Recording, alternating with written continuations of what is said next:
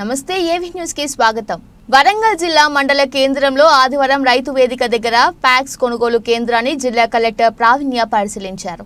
ఈ centre నిర్వాహకులతో టర్బలిన్ sheet గోనె సంచులు అందుబాటులో ఉంచి తేమ 17% రాగానే కాంటా వేయాలని సలహాలు ఇచ్చారు। ఈ సందర్భంగా ఆమె మాట్లాడుతూ వరంగల్ జిల్లాలో 187 కొనుగోలు కేంద్రాలు కొనసాగిస్తున్నాయని రైతులు నాణ్యమైన ధాన్యం తీసుకొచ్చి ప్రభుత్వం నిర్ణయించిన ధరను పొందాలని ఆమె అన్నారు।